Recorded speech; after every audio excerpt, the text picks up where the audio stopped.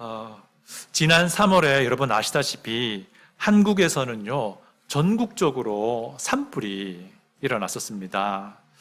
저는 이제 사실 캘리포니아에 살 때에 산불을 경험해 본 적이 있습니다. 정말 산불의 그 열기가 저희 집에 막 전달이 되는 그 정도까지 있었거든요. 온 하늘이 까매지고요. 차를 밖에 세워놓으면은 온 그 재들이 막 덮어버리는 그런 상황까지 제가 경험을 해본 적이 있는데요. 근데 한국에서 이렇게 동시다발적으로 이렇게 큰 산불이 났던 적은 아마 제 기억으로는요, 처음이 아닌가 생각이 듭니다. 제가 4월 1일 날 한국에 도착을 했는데 그때는 산불이 거의 이제 진화가 된 때였습니다. 제가 고속도로를 쭉 달리면서 보니까요, 와, 불이 이쪽 산에서 고속도로를 넘어서 이쪽 산까지 막 넘어가서 타버리는 흔적들이 바로 보이더라고요. 어떤 집은 완전히 타서 완전 재만 남은 집도 있고요. 희한하게도 어떤 집은 바로 그 앞에서 뒤에서 불이 멈춰가지고 그 집은 또 온전하기도 하고 그러더라고요. 저희 가까운 친척분 중에도요, 그 집이 싹 다 타버린, 그런 동네가 싹 다 타버린 분도 있으셨어요. 그걸 쭉 보면서 제가 갑자기 어릴 때 한국에서의 기억이 떠올랐습니다.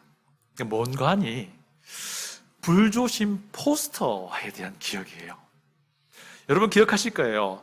우리 초등학교 다닐 때에 아마 거의 매년마다 불조심 포스터를 그리게 하셨어요. 그리고 막 대회도 하고요.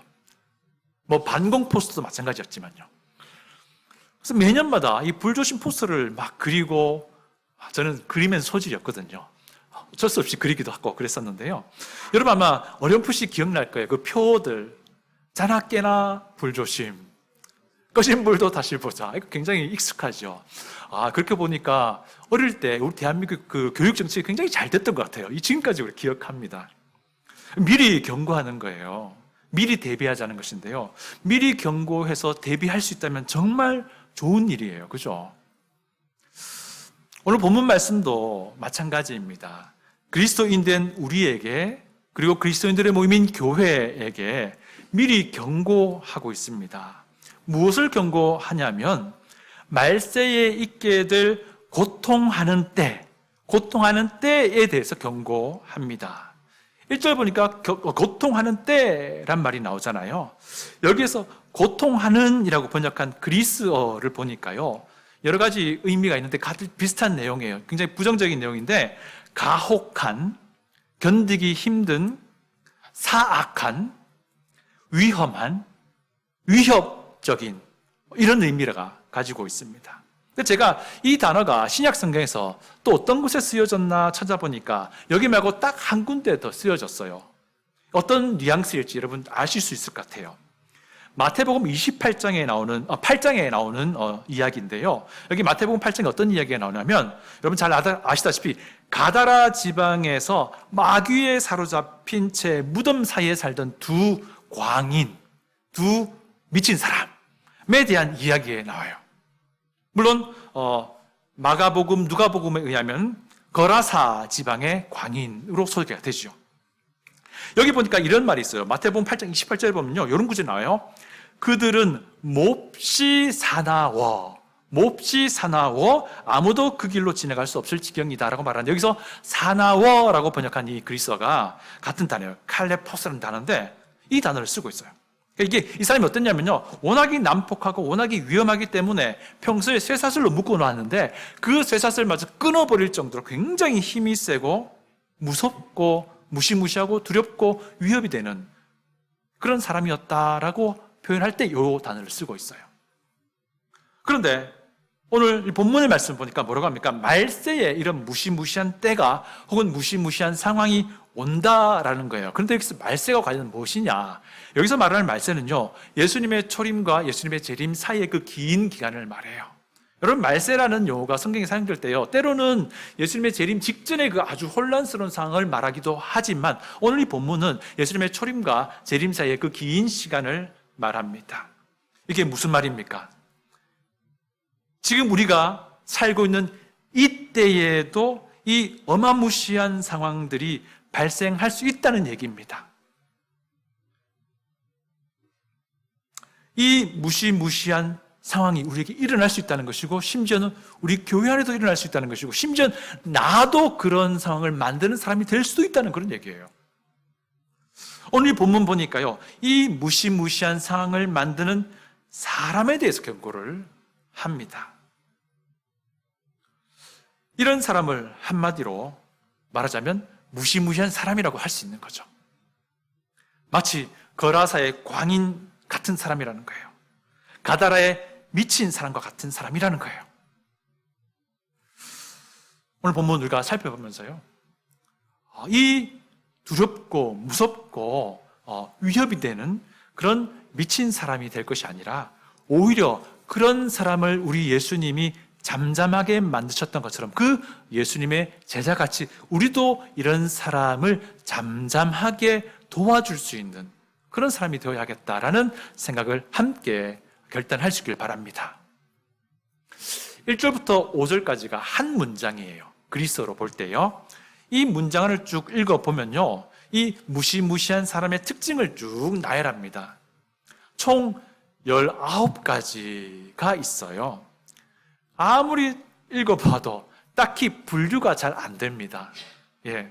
근데 한 가지 발견할 수 있는 것은요, 1번부터 18번은 이 무시무시한 광인과 같은 사람의 어떤 현상을 말해주고요, 마지막 19번은 그들을 통틀어서 종합해주는 한마디라고 생각해요.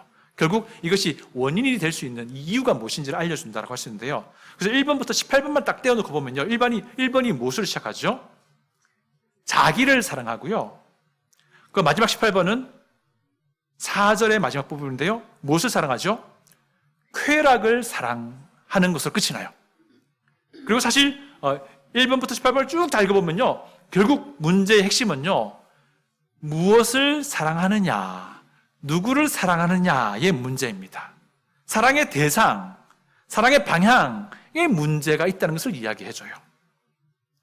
여러분, 우리 그리스도인에게는 사랑의 대상과 사랑의 방향이 분명하게 제시되어 있습니다. 사랑의 대상은 누구입니까? 하나님이십니다. 또 사랑의 대상이 무엇입니까? 누굽니까? 내 이웃이에요. 제가 마태복음 22장 37절로 40절을 읽어드리겠습니다. 한번 잘 들어보십시오. 예수께서 이르시되 내 마음을 다하고 목숨을 다하고 뜻을 다하여 주 너의 하나님을 사랑하라 하셨으니 이것이 크고 첫째 되는 계명이요 둘째도 그와 같으니 내 이웃을 내 자신같이 사랑하라 하셨으니 이 두 계명이 온 율법과 선지자의 강령이니라. 그런데 문제가 무엇입니까? 이 무시무시한 광인으로 여겨지는 오늘 본문에 따르는 이 사람은, 이 사람의 사랑의 대상은 하나님이 아니에요. 이 본문에 따르면요, 이웃도 아니고요, 이들의 사랑의 방향은 자기 자신을 향해 있다라는 것입니다.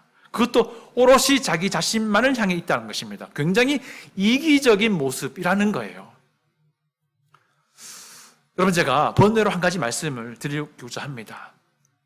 여러분, 오해하지 마시고요, 미국 사회는 개인주의적인 성향이 뚜렷합니다.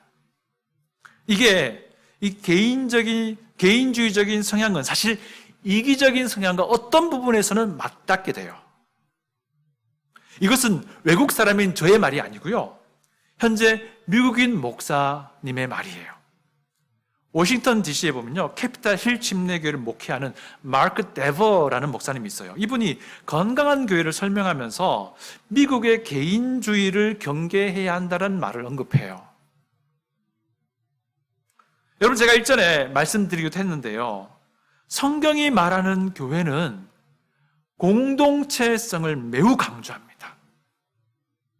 그래서 교회는요, 공동체성이 중심이 되는 교회는 개인주의라는 것과 양립할 수는 없어요. 흔히들 한인교회에서 일어나는 일인데요, 미국 교회를 출석을 하다가 한인교회를 출석하는 사람들이 전반적으로 하는 말이 한인교회 마음이 좀 불편해요 라는 얘기를 합니다. 그런데 전반적으로 비슷한 현상인데요, 그 이유를 들어보면요, 이거예요. 개인주의를 강조하는 미국 문화에 익숙해져 있는 거예요. 그래서 느끼는 그런 불편함이에요. 만약에 그렇다면요, 이것은 불편함으로 생각할 것이 아니고요, 교회의 공동체성을 배우는 것이다 라고 생각하면 좋을 것 같다는 생각을 합니다. 다시 본문으로 돌아와서요, 2절입니다. 사람들이 자기를 사랑하며 돈을 사랑하며 자랑하며 교만하며 비방하며 부모를 거역하며 감사하지 아니하며 거룩하지 아니하며 라고 말합니다. 처음에 자기를 사랑하는 것을 말합니다. 이 아까 언급했듯이 무시무시한 이 광이 있는 이기적이라는 거예요. 자기를 사랑한다는 겁니다. 자기에게만 관심이 있다는 것입니다. 그래서 희생할 줄 모르고요, 배려할 줄 모른다는 겁니다. 그래서 목장 모임에서도요, 중심은 항상 자기 자신이어야 됩니다. 교회에서도 중심은 항상 자기 자신이어야 됩니다. 교회가 함께 모이는 이 모임에 대한 약속보다는 자기 자신의 안위가 먼저 우선순위가 됩니다. 자기 자신의 상황과 형편이 먼저 우선순위가 되는 거예요. 그리고 또 어떤 생각을 하냐면요, 미안할 줄 몰라요. 부끄러워할 줄 모릅니다. 잘못한 일을 하고도요, 잘못한 줄 몰라요. 수호지심이 현저하게 떨어집니다. 여러분, 이런 일이 사실은 세상에서만 우리가 경험하는 게 아니에요. 교회 안에서도 일어나는 일이라는 사실입니다. 우리 안에서도 벌어질 수 있다는 겁니다. 어쩌면 우리 안에 직접 현재 진행형으로 벌어지고 있는 일일 수도 있어요. 자기만 우선적으로 사랑받아야 하고, 자기만 우선적으로 사랑해야 하고, 자기만 우선적으로 중요해야 되고, 자기 형편만 우선적으로 돌봄받아야 한다고 한다면 그 사람이 사실은 무시무시한 이기적인 광인이라는 것을 우리가 알아야 된다는 겁니다. 그렇다 보니까요, 자기를 사랑하다 보니까 필연적으로 돈을 사랑하게 됩니다. 왜냐하면요, 돈은 자기만 사랑하는 이기적인 사람에게 있어서 강력한 무기가 되기 때문에 그래요. 여러분, 자기만 사랑하는 이기적인 사람과 가까이 지내고 싶으세요? 솔직하게 말씀드려서 목사인 저도 별로 가까이 하고 싶지 않는 마음이 많아요. 그런데 이기적인 사람, 자기 자신을 참 사랑하는 사람, 자기 자신만 사랑하고자 하는 사람은요, 이것을 압니다. 그래서 돈으로 사람들을 자기 주변에 가까이 하려고 해요. 그렇지만 그런 관계는 진정한 관계가 아닙니다. 돈으로 모든 것을 대체할 수 있다고 생각하게 됩니다. 심지어 돈으로요, 하나님을 사랑하는 것을 대신하려고도 합니다. 헌금을 하는 것으로 자기 신앙을 대신하려고도 해요. 심지어는요, 제가 직접 경험한 일이에요. 자기가 낸 헌금을 계산해 봅니다. 그리고는 그것 가지고 교회에서 자기의 권리를, 지분을 찾으려고 합니다. 그리고 이런 성향의 사람들이 교회를 떠날 때에 꼭 한마디 합니다. 내 헌금 돌려줘.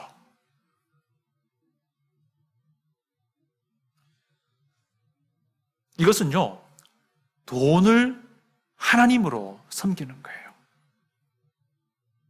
여러분, 제가 당부드립니다. 여러분, 헌금 하실 때요, 정말 여러분의 진실된 마음을 담아서 하시길 바랍니다. 그냥 매주마다 와서 그냥 놓고 가는 그런 게 아니고요, 헌금을 준비할 때부터 집에서 정말 여러분의 진실된 마음을 담아서 하시기 바랍니다. 그리고 여러분의 신앙의 고백을 담아서 하시기 바랍니다.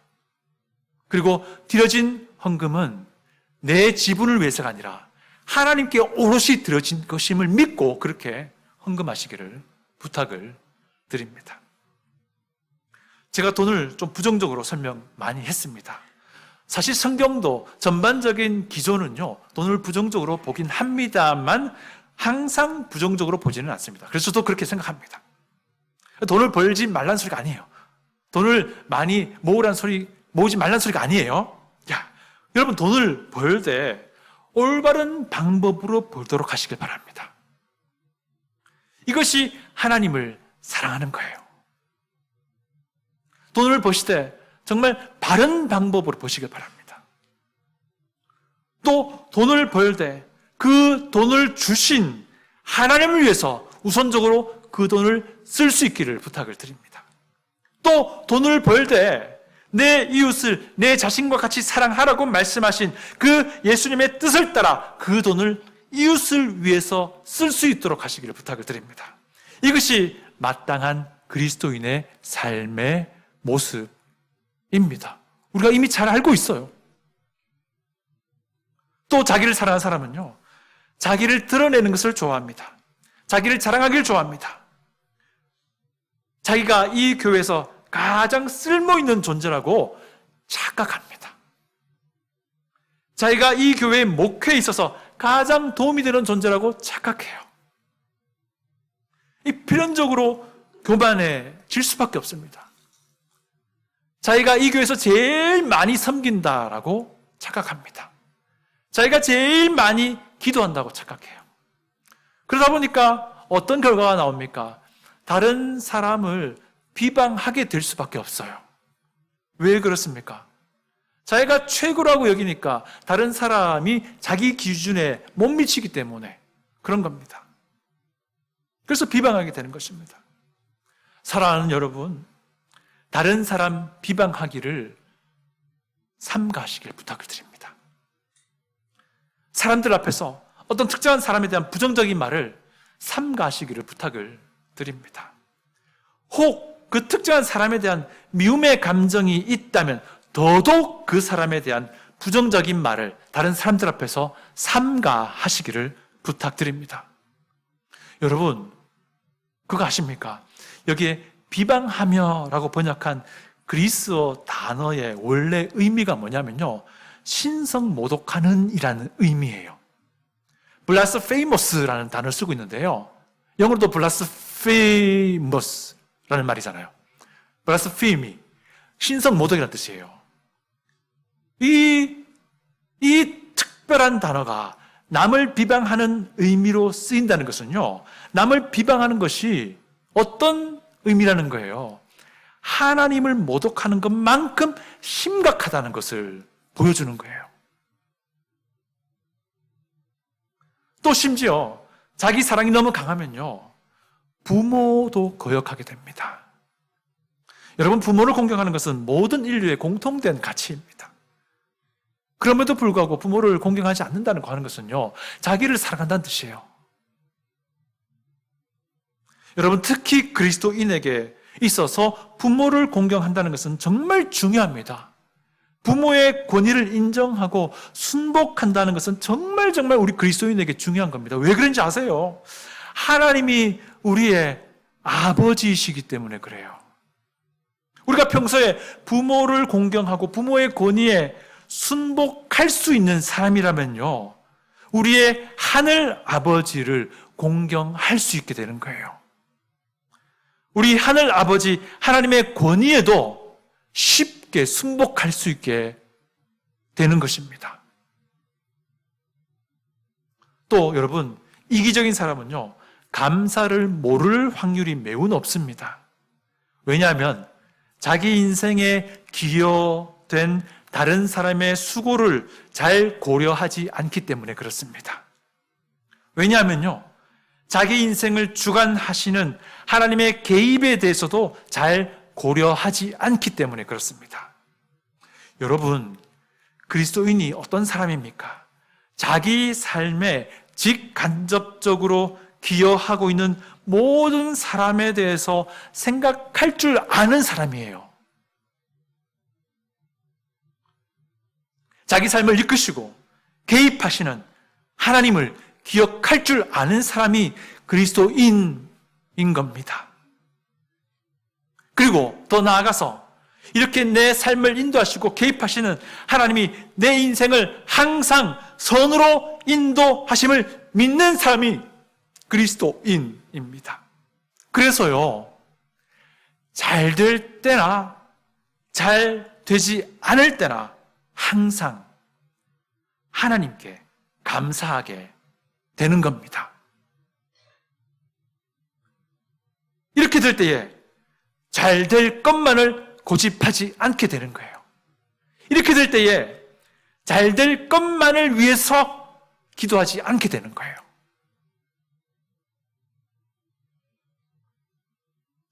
이기적인 사람은요, 거룩한 삶을 거부합니다. 여러분, 거룩함은요, 제가 생각하기에는 거룩한 하나님을 인식하는 것이라고 할 수 있어요. 거룩한 하나님을 인식하는 겁니다. 여러분, 거룩한 하나님을 인식하는 사람은요, 필연적으로 자기 자신을 돌아보게 됩니다.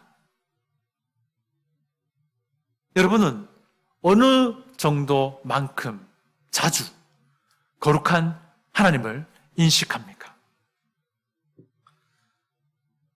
여러분의 마음에 혹 분노가 차오르는 그 순간에도 거룩한 하나님을 기억하시길 바랍니다. 여러분이 혹 억울하게 수모를 당한다 할지라도 그 순간만큼 거룩한 하나님을 인식할 수 있기를 부탁을 드립니다. 내 배우자가 밉상처럼 여겨질 그 순간에도 거룩하신 하나님을 기억하시기 바랍니다. 내 자녀가 내 뜻대로 되지 않는다 생각하는 그 순간에도요, 거룩하신 하나님을 기억하시기 바랍니다. 다른 사람을 비방하고 싶어서 막 입이 근질근질한 바로 그 순간에도요, 거룩하신 하나님을 인식하시길 바라요. 막 불평불만이 올라올 때가 있어요. 저도 그래요. 그 순간에 거룩하신 하나님을 기억하시기를 부탁을 드립니다.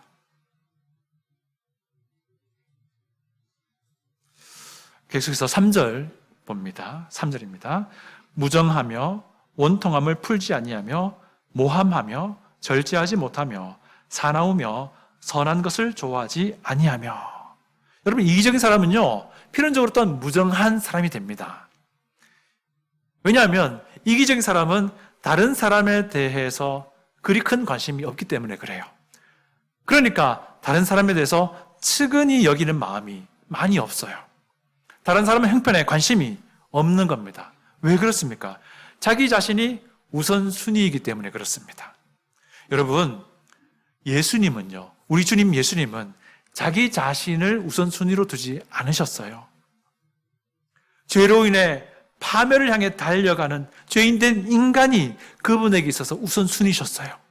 그래서 친히 죄인된 인간을 측은히 불쌍히 여기시고 십자가에 달려 자신의 생명을 기꺼이 내어주신 겁니다. 또 자기를 사랑하는 사람은요, 원통함을 풀려고 하지 않습니다. 이게 어떤 의미냐면요, 화해하려고 하지 않는다는 뜻이에요.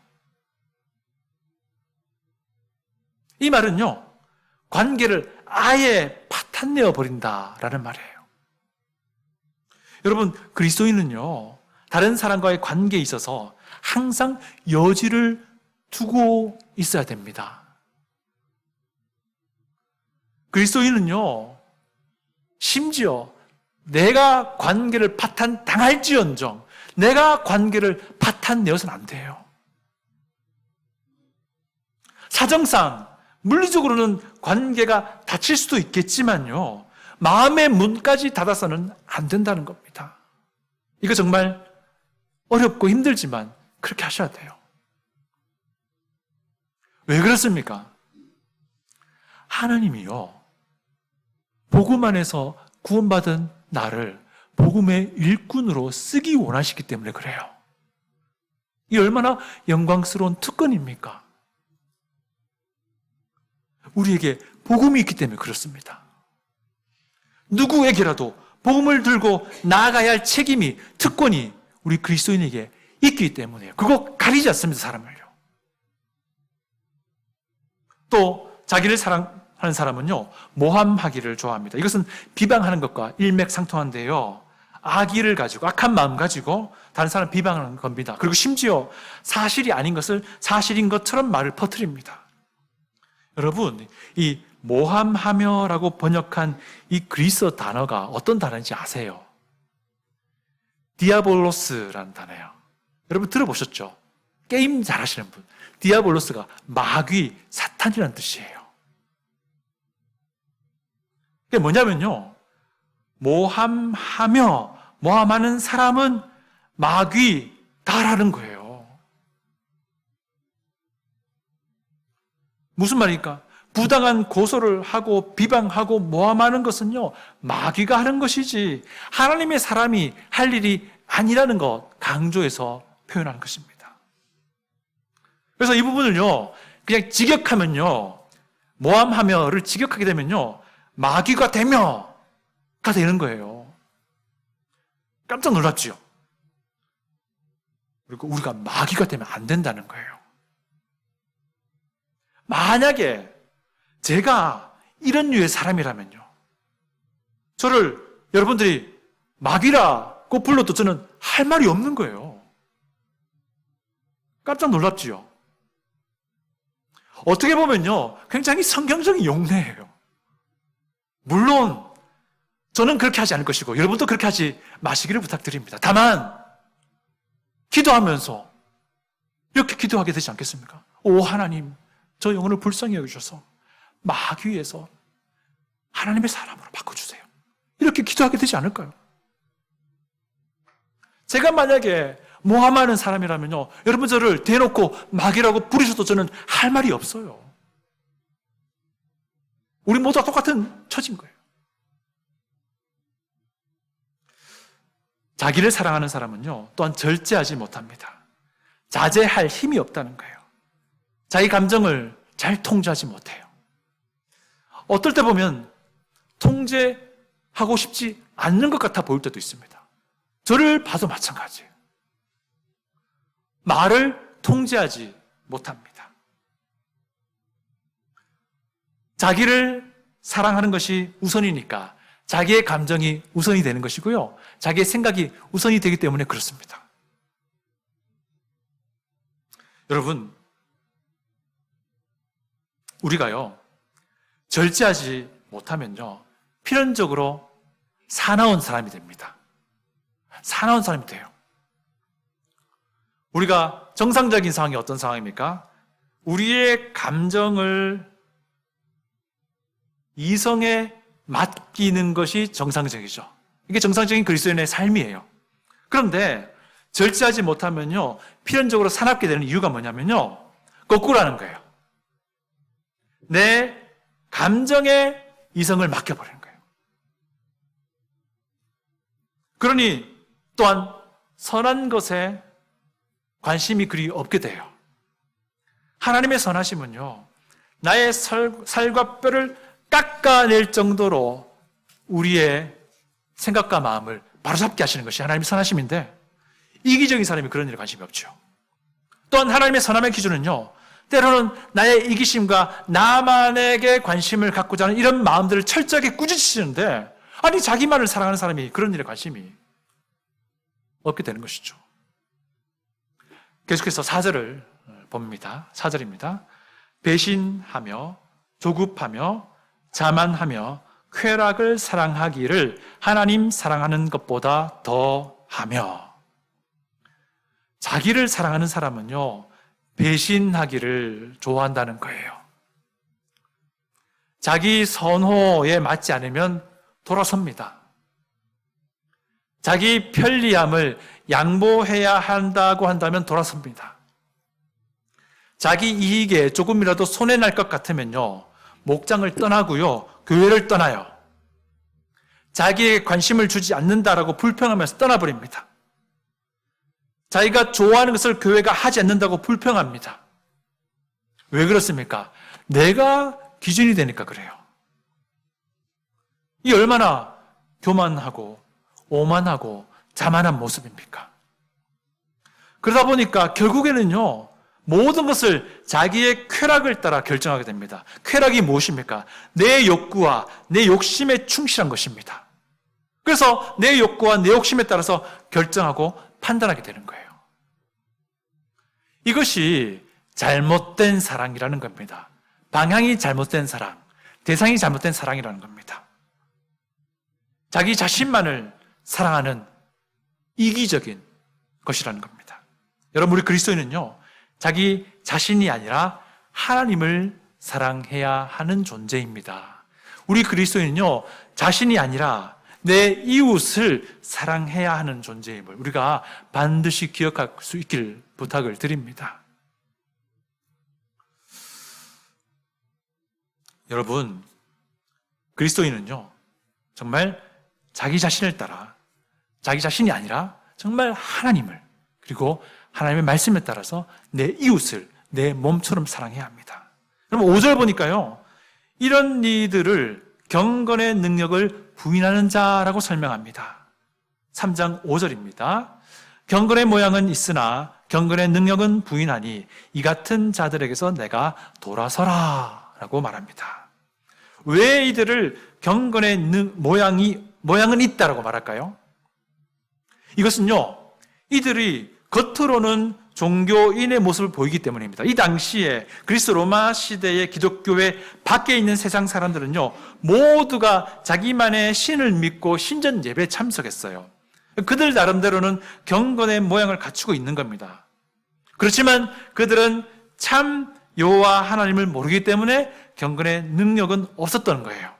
그런데 안타까운 현실은요, 지금 현대 교회 안에서 이런 현상이 그대로 벌어지고 있다는 사실입니다. 교회를 출석합니다. 그리고 교회에서도 찬송을 같이 잘 부릅니다. 헌금도 잘 합니다. 이런 것들을 경건의 모양이라고 할 수 있겠죠. 그러나 그들 속에는 자기를 사랑하는 이기심이 감추어져 있어요. 그들의 삶은요, 자기 자신을 사랑하는 이기심에 의해서 자꾸 움직여집니다. 이것이 결국 경건의 능력이 없는 상황인 거예요. 여러분, 우리가요, 경건의 모양하고요, 경건의 능력을 혼동하면 안 됩니다. 여러분, 경건의 모양을 다듬으려고 하는 것에 우선순위 두지 마세요. 경건의 능력을 갖추려고 하는 것에 우선순위를 두시길 바랍니다. 경건의 능력을 갖추게 되면요, 경건의 모양은 자동으로 따라오게 돼 있어요. 또 한 가지, 경건의 모양으로 다른 사람의 신앙을 판단하지 마시길 바랍니다. 이것만큼 어리석은 일이 없습니다. 경건의 모양으로 내 자신을 판단하라고 하지 마세요. 진짜 어리석은 거예요. 경건의 능력을 볼 줄 아는 안목을 키우도록 하시기 바랍니다. 자기를 부인하고요, 하나님을 사랑하고 이웃을 사랑하는 이 경건의 능력을 갖추도록 하셔야 된다는 겁니다. 이 경건의 능력을 갖춘 사람들이 존귀하게 여겨지는 생수교회가 되도록 하셔야 된다는 거예요. 그래야만이 이 교회가 교회로서 주님이 이 땅에 오시는 재림 그날까지 존속될 수 있어요. 그 뒤에 남은 구절을 보니까요, 경건의 능력을 갖추기 위해서 또한 무엇이 필요한지를 말해줍니다. 결론적으로 말씀드리면요, 하나님의 진리의 말씀입니다. 6절, 7절 보면 어떤 내용이 있습니까? 그들 중에 남의 집에 가만히 들어가 어리석은 여자를 유인하는 자들이 있으니 그 여자는 죄를 중히 지고 여러 가지 욕심에 끌린 바 되어 항상 배우나 끝내 진리의 지식에 이를 수 없다라고 말합니다. 여기에 어떤 사람이 나옵니까? 그들 중이라 하면 그들은 자기를 사랑하는 어떤 사람들이에요. 이 사람들이 교회 안에서 어떤 또한 어리석은 여인을 꿰어낸다고 말합니다. 그리고 그들을 가르친대요. 그런데 그 어리석은 여인이라는 존재가 항상 배우는데 진리에 이르지 못한다는 겁니다. 자기를 사랑하는 어떤 사람들이 무언가를 열심히 가르치는데 또 어리석은 여인이 열심히 배우는데 절대 진리에 이르지 못한다는 거예요. 이게 무슨 의미입니까? 왜 진리에 이르지 못한다는 겁니까? 그들이 진리를 가르치지 않기 때문이고 그 여인들이 진리를 배우지 않기 때문이라는 거예요. 그러니 당연히 진리를 알지 못하는 것이죠. 진리의 말씀이 가르쳤다면, 그들은 하나님의 진리를 배웠다면 이미 자기를 사랑하는 그 이기심에서 돌아서려고 하게 되지 않았을까요? 또 8절 9절 보시면요, 얀네와 얀브레라는 사람을 언급해요. 이 사람이 누구냐면요, 모세가 바로 앞에서 섰을 때에 바로 옆에 있었던 바로의 마술사들이에요. 모세가 바로 앞에서 자기를 보내신 분이 유일하신 창조주 하나님임을 증명하려고 자기 지팡이를 무엇으로 바꿨죠? 뱀으로 바꾸었습니다. 근데 요 일은요, 하나님께서 모세에게 바로를 만나기 직전에 그렇게 해라고 분명히 말씀하신 것이었어. 그 말씀에 따라서 일을 한 거거든요. 자, 그런데 어떤 일이 벌어집니까? 얀네와 얀불에도 자기 지팡이로 뱀을 만들어요. 그럴 때 또 어떤 일이 벌어집니까? 모세의 지팡이뱀이 얀네와 얀불의 지팡이뱀을 다 삼켜버립니다. 이 사건을 바울 사도는요, 얀네와 얀브레가 진리를 대적한 것이라고 해석을 합니다. 왜 그렇습니까? 좀 전에도 말씀드린 것처럼 이 사건에서 모세가 지팡이를 뱀으로 바꾼 것은요, 철저하게 하나님의 말씀에 따라 이루어진 것이라는 거예요. 그런데 이것에 대해서 얀네와 얀브레가 대적했다는 겁니다. 이 얀네와 얀브레가 하나님의 진리의 말씀을 대적했다는 것을 이야기하고 있는 거예요. 사랑하는 성도 여러분, 말세에 두렵고 어마무시한 일이 벌어진다고 경고합니다. 이 무시무시한 미친 사람이 우리 안에도 있을 수 있다는 것이고요. 내가 될 수도 있다는 거예요. 하나님을 사랑하지 않고 자기를 사랑하는 사람이 바로 그 무시무시한 광인이라는 거예요. 이웃을 사랑하지 않고 자기만 사랑하는 사람이 그렇게 위험한 광인이라는 거예요. 이들은요, 경건의 모양을 갖추고 있을지를 몰라도 경건의 능력은 없다는 거예요. 여러분, 우리가 경건의 모양과 능력을 혼동하지 말아야 됩니다. 경건의 능력을 갖추는 것에 관심을 쏟아야 합니다. 그러기 위해서 가장 중요한 것이 진리의 말씀이라는 거예요. 진리의 말씀, 성경이 나를 먹이는 양식이다, 나를 살리는 보약이다 라고 생각하시길 바랍니다. 성경을 가까이 하고 성경 말씀에 순복하는 사람이라면요, 그는 반드시 경건의 능력을 풍성하게 갖추게 될 것입니다.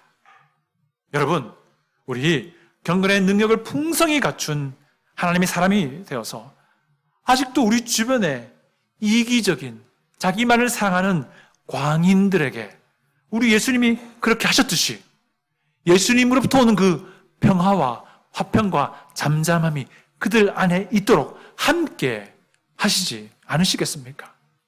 다 같이 기도하겠습니다.